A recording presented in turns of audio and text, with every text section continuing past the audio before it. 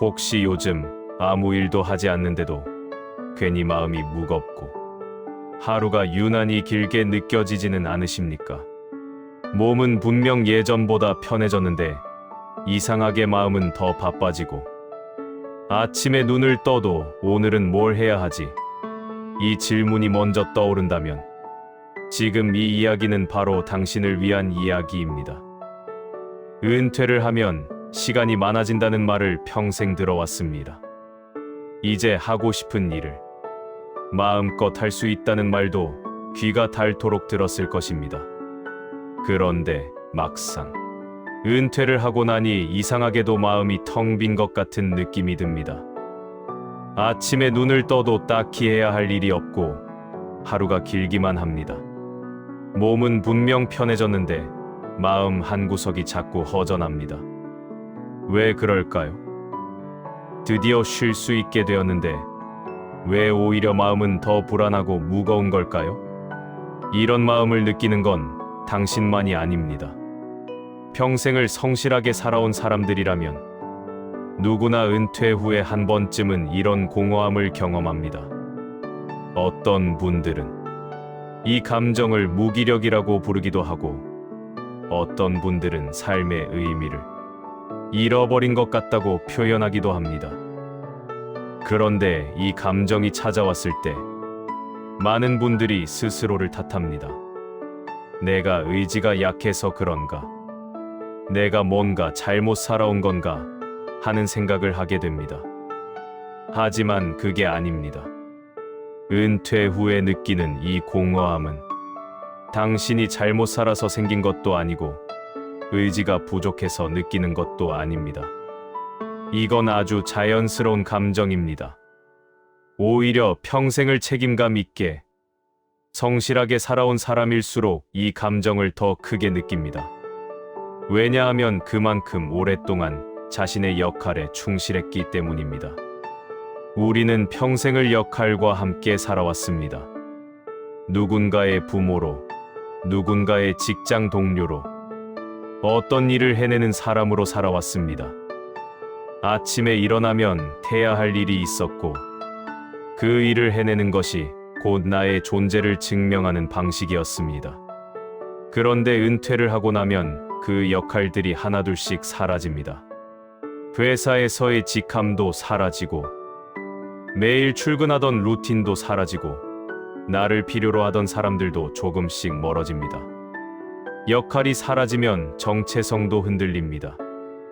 나는 누구인가라는 질문 앞에서 갑자기 답을 찾기 어려워집니다. 예전에는 나는 이 일을 하는 사람이라고 말할 수 있었는데 이제는 그렇게 말할 수가 없습니다. 그러니 마음이 허전한 것입니다. 이 허전함은 당신이 게으르거나 의지가 약해서가 아니라 오히려 그동안 너무 열심히, 너무 책임감 있게 살아왔기 때문에 느껴지는 것입니다. 몸은 편해졌는데 마음이 더 바쁜 이유는 바로 여기에 있습니다.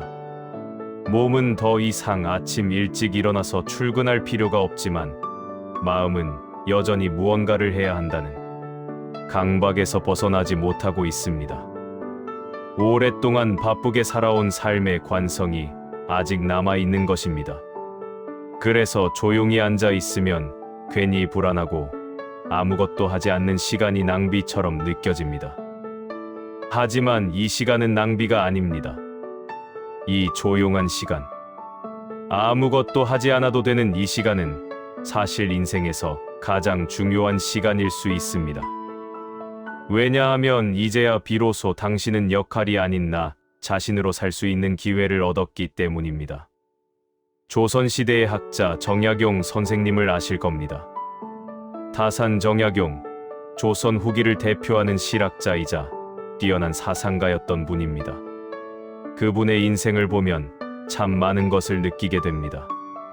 정약용 선생님은 젊은 시절 벼슬을 하며 나라를 위해 일했던 분입니다. 뛰어난 재능으로 여러 업적을 남겼고 왕의 신임도 두터웠습니다. 그런데 정치적인 사건에 휘말려 유배를 가게 됩니다. 40대 중반의 나이에 갑자기 모든 것을 잃고 전라도 강진이라는 외딴 곳으로 쫓겨난 것입니다. 유배 기간은 무려 18년이었습니다. 18년이면 결코 짧은 시간이 아닙니다. 한창 일할 나이에, 능력을 펼칠 수 있는 나이에 아무것도 할 수 없는 곳으로 보내진 것입니다. 보통 사람이라면 절망했을 것입니다. 억울하고 분하고 세상을 원망했을 것입니다. 실제로 정약용 선생님도 처음에는 그랬습니다. 유배지에서 쓴 초기 글들을 보면 슬픔과 분노, 절망이 묻어납니다. 그런데 시간이 지나면서 정약용 선생님의 태도가 달라집니다. 그분은 유배지에서 책을 읽고 글을 쓰고 제자들을 가르치기 시작합니다. 자신이 할 수 있는 일을 찾아서 묵묵히 해나간 것입니다. 그 결과 목민심서, 경세유표 같은 위대한 저술들이 유배지에서 탄생했습니다. 정약용 선생님은 벼슬이라는 역할을 잃었지만 학자이자 스승이라는 새로운 쓰임을 발견한 것입니다. 여기서 중요한 건 정약용 선생님이 억지로 자신을 바꾼 게 아니라는 점입니다. 그분은 상황이 바뀌었을 때 자신에게 주어진 새로운 시간을 받아들였습니다. 벼슬아치로서 나라를 다스리는 것이 자신의 쓰임이었다면 이제는 조용히 책을 쓰고 사람을 가르치는 것이 자신의 쓰임이 되었다는 것을 깨달은 것입니다. 사람이 쓸모없어지는 것이 아니라 쓰임이 달라지는 것입니다. 이 말이 은퇴 후 공허함을 느끼는 분들에게 큰 위로가 될 수 있다고 생각합니다. 젊었을 때는 직장에서 일하고 돈을 벌고 가족을 책임지는 것이 나의 쓰임이었습니다. 그런데 나이가 들고 은퇴를 하면 그런 식의 쓰임은 줄어듭니다. 그렇다고 해서 당신이 쓸모없어진 것은 아닙니다. 단지 쓰임의 방식이 달라진 것뿐입니다. 예전에는 몸으로 일하고 성과를 내는 것이 쓰임이었다면 이제는 조용히 누군가의 이야기를 들어주는 것이 쓰임이 될 수 있습니다. 예전에는 바쁘게 움직이며 문제를 해결하는 것이 쓰임이었다면 이제는 천천히 걸으며 삶을 음미하는 것이 쓰임이 될 수 있습니다. 예전에는 무언가를 쌓아가는 것이 쓰임이었다면 이제는 조금씩 내려놓는 것이 쓰임이 될 수 있습니다. 그런데 많은 분들이 이 달라진 쓰임을 받아들이기 어려워합니다. 왜냐하면 우리는 평생 동안 젊을 때의 기준으로 자신을 평가하는 법을 배워왔기 때문입니다. 얼마나 많은 일을 해내는가, 얼마나 빠르게 움직이는가, 얼마나 생산적인가 하는 것들이 사람의 가치를 판단하는 기준처럼 여겨졌습니다. 그러니 은퇴 후에 그런 기준으로 자신을 보면 당연히 공허함을 느낄 수밖에 없습니다. 예전만큼 빠르게 움직이지 못하고 예전만큼 많은 일을 해내지 못하니까요. 하지만 60대 이후의 삶을 30대의 기준으로 평가한다는 것 자체가 맞지 않습니다. 봄에 피어야 할 꽃을 가을에 피우지 못한다고 나무를 탓할 수는 없습니다. 가을에는 가을의 아름다움이 있고 가을에만 할 수 있는 일이 있습니다. 인생도 마찬가지입니다. 60대 이후의 삶은 30대의 삶과 다른 것이지 못한 것이 아닙니다. 다른 것을 틀렸다고 생각하는 순간 괴로움이 시작됩니다. 정약용 선생님이 유배지에서 위대한 저술을 남길 수 있었던 것도 자신이 처한 상황을 부정하지 않고 받아들였기 때문입니다. 벼슬을 하지 못하는 것을 실패로 보지 않고 이제는 다른 방식으로 세상에 기여할 수 있는 시간이라고 본 것입니다. 그래서 그분은 억지로 예전의 자신으로 돌아가려고 애쓰지 않았습니다. 대신 지금 이 순간 자신이 할 수 있는 최선을 했습니다. 은퇴 후 공허함을 느끼는 많은 분들이 예전의 자신으로 돌아가려고 애씁니다. 다시 바쁘게 살아야 한다고 생각하고 뭔가 의미 있는 일을 찾아야 한다고 다그칩니다. 그런데 그럴수록 마음은 더 힘들어집니다.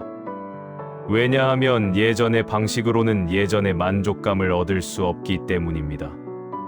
몸도 달라졌고 상황도 달라졌고 주변 환경도 달라졌습니다. 달라진 삶에는 달라진 방식이 필요합니다.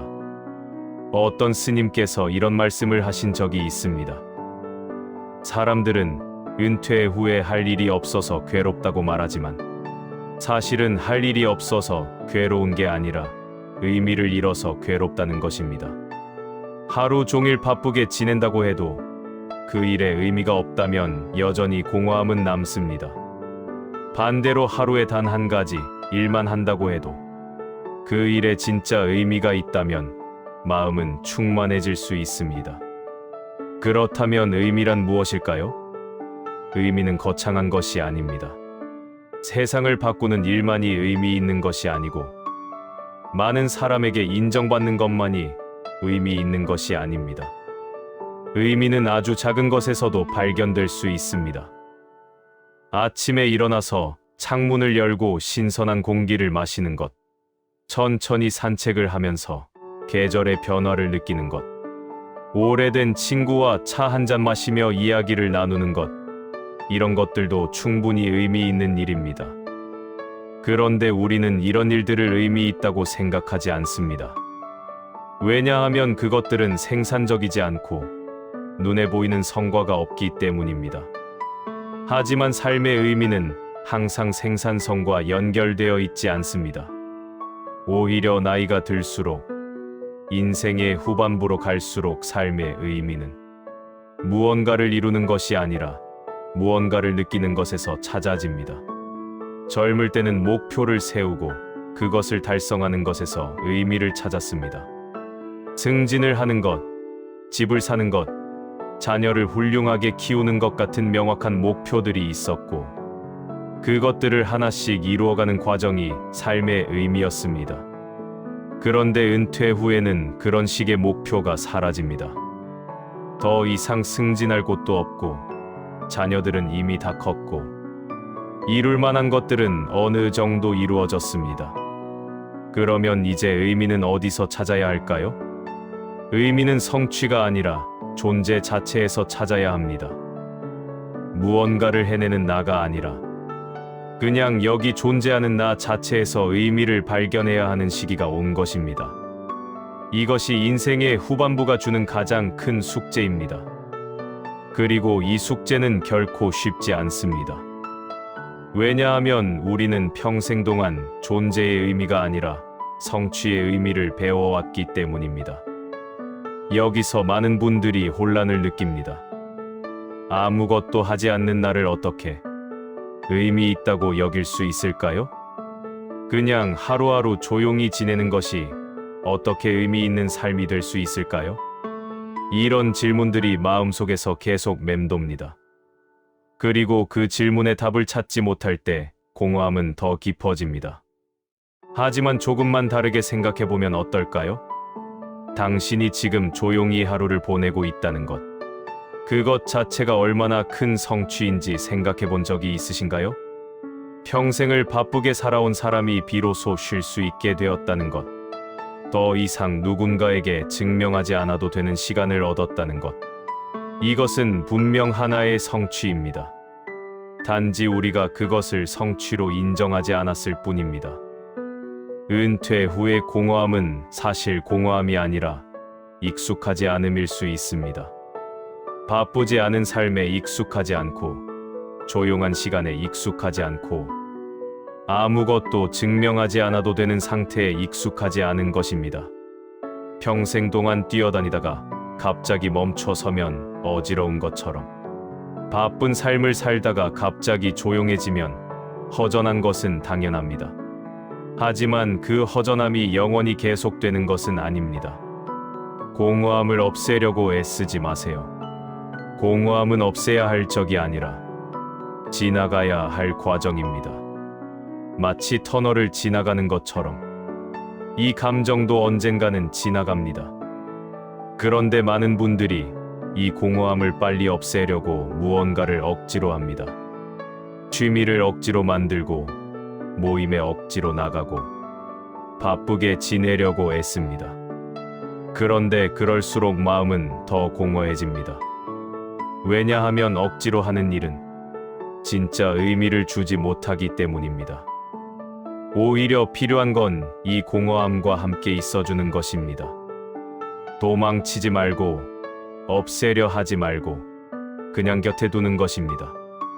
아, 지금 내가 허전하구나. 지금 내 마음이 무거운 시간을 지나고 있구나. 하고 인정하는 것입니다. 그렇게 인정하고 받아들이면 신기하게도 그 감정은 조금씩 옅어집니다. 이런 시간들이 처음에는 불편하고 불안할 수 있습니다. 하지만 이 시간들을 견디고 나면 조금씩 평화가 찾아옵니다. 마음이 진짜로 쉬기 시작하는 것입니다. 평생을 누군가의 부모로, 누군가의 배우자로, 누군가의 직원으로 살아왔습니다. 역할 속에서 살아왔기 때문에 나 자신이 누구인지 들여다볼 시간이 없었습니다. 그런데 이제 역할이 사라지면서 비로소 나 자신과 마주할 시간이 생긴 것입니다. 이것은 사실 큰 선물입니다. 다만 우리가 이 선물을 어떻게 받아들여야 할지 몰라서 당황하고 있을 뿐입니다. 인생의 후반부는 증명하는 시간이 아닙니다. 편안해지는 시간입니다. 젊을 때는 세상에 나를 증명해야 했습니다. 내가 유능하다는 것을, 내가 가치 있는 사람이라는 것을 보여줘야 했습니다. 그런데 이제는 더 이상 그럴 필요가 없습니다. 이미 충분히 증명했습니다. 이제는 그 증명의 무게를 내려놓고 편안해질 시간입니다. 편안해진다는 것은 게으름을 피우는 것이 아닙니다. 편안해진다는 것은 억지로 무언가를 하려고 애쓰지 않는 것입니다. 하고 싶은 것을 하고 하기 싫은 것은 하지 않는 것입니다. 누군가에게 좋게 보이려고 애쓰지 않고 무언가를 이루어야 한다는 강박에서 벗어나는 것입니다. 그냥 지금 이 순간을 있는 그대로 살아가는 것입니다. 이렇게 말하면 어떤 분들은 그럼 아무것도 하지 말라는 말이냐고 반문하실 수 있습니다. 그게 아닙니다. 하고 싶은 것은 하시면 됩니다. 다만 해야 한다는 강박으로 하지 말고 하고 싶어서 하라는 것입니다. 그 차이가 중요합니다. 해야 한다는 생각으로 하는 일은 아무리 많이 해도 마음을 채워주지 못합니다. 하지만 하고 싶어서 하는 일은 하루에 한 가지만 해도 마음을 충만하게 만듭니다. 어떤 분들은 은퇴 후에 새로운 취미를 찾으려고 여기저기 다니십니다. 그림을 배워보기도 하고, 악기를 배워보기도 하고, 등산 모임에 나가보기도 합니다. 그런데 뭘 해도 마음이 차지 않는다고 합니다. 왜 그럴까요? 그것이 진짜 하고 싶어서 하는 게 아니라 뭔가 해야 할 것 같아서 하는 것이기 때문입니다. 의무감으로 하는 취미는 취미가 아니라 또 다른 일이 되어버립니다. 그러니 억지로 뭔가를 찾으려 하지 마세요. 그냥 가만히 있다 보면 자연스럽게 하고 싶은 것이 생깁니다. 어느 날 문득 산책이 하고 싶어질 수도 있고, 오래전에 읽던 책이 다시 읽고 싶어질 수도 있고, 옛날 친구에게 전화를 하고 싶어질 수도 있습니다. 그런 작은 마음의 움직임을 놓치지 마세요. 그것이 진짜 당신이 원하는 것입니다. 노년은 마지막 공부 시간입니다. 잘 사는 법을 배우는 시간이 아니라 가볍게 사는 법을 배우는 시간입니다. 젊을 때는 어떻게 하면 더 많이 가질 수 있을까? 어떻게 하면 더 높이 올라갈 수 있을까를 공부했습니다. 그런데 이제는 어떻게 하면 내려놓을 수 있을까? 어떻게 하면 가벼워질 수 있을까를 공부해야 하는 시기입니다. 내려놓는다는 것은 포기하는 것이 아닙니다. 내려놓는다는 것은 더 이상 그것에 매달리지 않는다는 뜻입니다. 비교를 내려놓고, 후회를 내려놓고, 집착을 내려놓는 것입니다. 이것들은 우리를 무겁게 만드는 짐들입니다. 이 짐들을 하나씩 내려놓을 때 삶은 조금씩 가벼워집니다. 비교를 먼저 내려놓아야 합니다. 나이가 들면 자연스럽게 주변 사람들과 비교하게 됩니다. 누구는 은퇴 후에도 여전히 바쁘게 지낸다더라. 누구는 손주들과 행복하게 지낸다더라. 누구는 건강해서 여행도 많이 다닌다더라. 이런 이야기들을 듣다 보면 내 삶이 초라해 보입니다. 하지만 각자의 삶은 다 다릅니다. 누군가의 삶과 내 삶을 비교하는 것은 아무 의미가 없습니다. 당신은 당신의 속도로 살아가면 됩니다. 누군가는 은퇴 후에도 왕성하게 활동하는 것이 맞을 수 있고, 누군가는 조용히 쉬는 것이 맞을 수 있습니다. 어떤 것이 더 낫다고 말할 수 없습니다. 중요한 것은 당신에게 맞는 삶을 사는 것입니다. 조금이나마 글이 도움이 되셨다면 구독과 좋아요 눌러주세요.